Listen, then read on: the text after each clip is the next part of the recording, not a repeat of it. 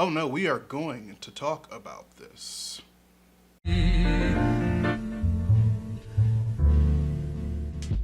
Readers, ever since this global pico de gallo started, multiple things have happened in the world of visual entertainment that have allowed things once thought impossible. HBO Max is dedicating simultaneous releases of every one of Warner Brothers' theatrical releases of 2021 at no extra cost thanks to how well it was received with Wonder Woman 1984. Disney Plus is not doing that and are committing to their $30 premiere access fee for everything but Pixar titles. Do not ask me how or why, I do not know.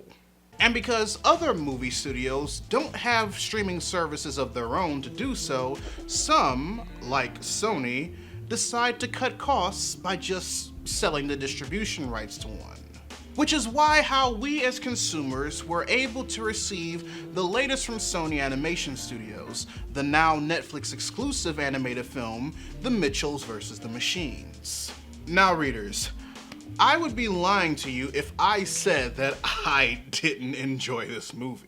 I love the relationship that Katie has with her little brother. I love that the movie shows that Katie and her dad have to learn to reflect on how similar they are despite their differences in order to better understand each other in ways that healthily show love and support. And also, I just love Katie. I found Katie's character 85% relatable to me. I say 85% because while aspects about her uniqueness, creativity, passion, and the fact that she's from Michigan make me feel seen, there's still bits about her that I won't be able to experience, like having a little brother and being a white woman. But there is one thing outside of the ones I've mentioned regarding Katie that I can relate to, and that's the fact that she's queer. Now, those of us who watched the trailer already gained an inkling of an idea that one of her favorite weapons comes from the group of long swords, guns, bats, and tasers. And that's because in pretty much every scene of her in said trailer, we see a pin of the Pride rainbow flag on her hoodie, and it's pretty much the same way in the actual movie. Then, as if knowing that one bit of information wouldn't be enough to convince others, Abbi Jacobson, Katie Mitchell's voice actress, confirmed her queer identity before the movie's release in an interview for NBC, stating, and I quote, "Katie is the kind of character I would want my two young nieces to look to and be inspired by and want to be like. She's totally herself, wildly creative, a great big sister, hilarious, queer, and excited to dive into her passions," end quote. And that's great. Not only do we get a great animated family movie about the importance of healthy family dynamics and communication, but it's also being headlined by a queer main character, who, from the direction the movie is going in from the trailers alone, is an aspect about her identity that her family loves and accepts about her no matter what. And this is reinforced by the end of the movie when she's in college and she FaceTimes her mother for the first time since she's been alone. That's my Katie! Are you eating enough? How's classes? Are you and Jade official and will you be bringing her home with you for Thanksgiving? Oh, easy, Mom. It's only been a few weeks. Now, while I do admit that when I saw that scene play out in the actual movie, I thought it was cute, I couldn't help but notice that that was the only thing we got about her queerness. Yes, we got the pride pin being displayed over the course of the movie, but the display of Katie's queerness was incredibly minimal, and for a significant group of queer people constantly seeking representation in media, it was dishearteningly so. And I say dishearteningly because there's plenty of family and animated media aimed at children that actively does a better job at successfully highlighting a character's individuality and their orientation simultaneously, especially on Netflix. And those people more than likely know this and are asking, Well, if Netflix knows how to properly juggle these aspects of a queer character, then how come Netflix dropped the ball with Katie when they have kid shows like Kippo and She-Ra under their belt? Well, readers, that's because in regards to the Mitchells vs. the Machines, the ball in question, in comparison to the other shows, was never 100% theirs to begin with. You see, it's just like I said at the beginning of this video. The Mitchells vs. the Machines wasn't created by Netflix, it was created by Sony. Back then, it was titled Connected. Sony brought on board Spider-Verse producers Phil Lord and Christopher Miller as producers for this first-time writer-director Mike Miranda in hopes that they strike gold for the company like they did with Miles Morales, but with more of an original idea. It originally had a theatrical release date of January 10th, 2020, but then it got delayed for a release date in September of 2020. Then the global health and safety crisis happened and affected pretty much all of the big releases from spring of 2020 onward. And without a streaming service of their own to fall back on like Warner Brothers and Disney had in regards to their releases, the next best thing for Sony to do with the film in order to keep from losing money by sitting on it until it was safe for people to go back into the movies again was to sell the global distribution rights to every nation but China to Netflix for $110 million.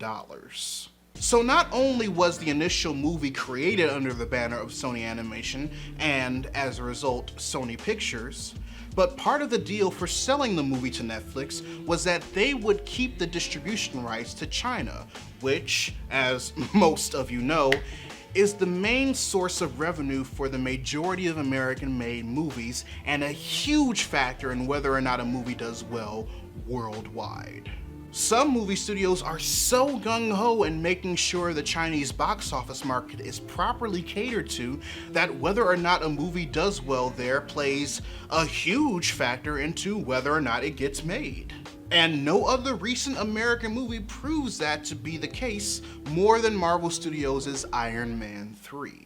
Who recorded a whole ass separate drama scene involving the Chinese doctors who operated on Tony Stark at the end of the movie, exclusive for Chinese audiences. But just like America adds things to better cater to the Chinese box office, they also take things away. It was absolutely minimal, but Star Wars Episode 9, The Rise of Skywalker, featured a lesbian couple kissing in celebration after the Resistance defeated Palpatine's forces in order to show how progressive the franchise had become, at least in the films. But the scene was so small and isolated over the course of the movie's overall narrative that nothing about the movie would change if it were to be taken out.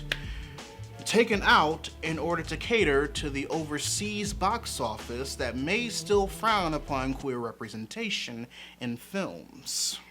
Now, if a project were to be completely made under the house of a streaming service such as Netflix, that problem wouldn't play a factor. But because The Mitchells vs. the Machines was made first and foremost to be a Sony release, and the fact that Sony still has the rights to distribute the movie in China, it's a safe bet to assume that the creative team behind the movie had strict guidelines in how to handle displaying Katie's queerness that can satisfy both Americans while still making it marketable to Chinese audiences. Things like placing a pride pin on her hoodie in the American cut that can easily be altered to be something else overseas, and one line of dialogue regarding a potential girlfriend that can either be edited out or adjusted in translation overseas. And unfortunately, it's because of this movie more than likely being made under those standards that we not only have a Katie that doesn't express her queerness just as much as the other things that make her unique, like other Netflix originals that feature queer characters aimed at families and children, but allows those who are already uncomfortable with the level of expression those of us want to see in queer characters deem the way Katie is depicted in The Mitchells vs. the Machines as either an appropriate way or a golden standard in how to depict queer characters in children's movies. Now, before I continue, I just want to make it 500% clear. If you are queer and the amount of queerness Katie depicted in The Mitchells vs. the Machines did it for you, this is not an attack. I personally am on Team Sonic Fox when it comes to my queer representation. Just like my blackness, my queerness is every bit a part of me as my personality, my goals, my drives, and my ambitions. And I'll be damned if I'm gonna let anyone tell me to tone it down to a volume that's more acceptable to the Joneses across the street. With that being said, one of the best ways Netflix can go about fixing this is if they just pull a Knives Out and cut an exclusive deal for more Mitchell sequels. Can I canonically see it happening? There's room for it, sure. But at the same time, I'm overall satisfied with the overall story we received and how the moral was delivered that despite just seeing Katie cut loose, I could live with The Mitchells vs. the Machines being a standalone film. We still have a ways to go when it comes to queer representation, but despite movie studios doing what they do to maximize their profits, what we got in the works so far is pretty neat. But I digress, readers. Your homework assignment for the day. Write in the comment section below what you thought of The Mitchells vs. the Machines if you've seen it. Or if you feel like sharing with the rest of the class a movie you've seen that was released worldwide that you feel received the short end of the stick regarding queer representation because it would have impacted their overall box office numbers. Whichever question you decide to answer, I'd love to know your thoughts. If you want to help financially support the channel, you can join my Patreon by clicking the card at the end of the video or in the link in the description down below, where you can also find a link to my merchandise store. Or if you prefer to give a one-time donation, you can find links to my PayPal and my Ko-fi account in the description box as well. Also, make sure you subscribe to the channel and turn on notifications, because I post new videos every Monday, Wednesday, and every other Friday. But until then, this is Readus 101. Class dismissed.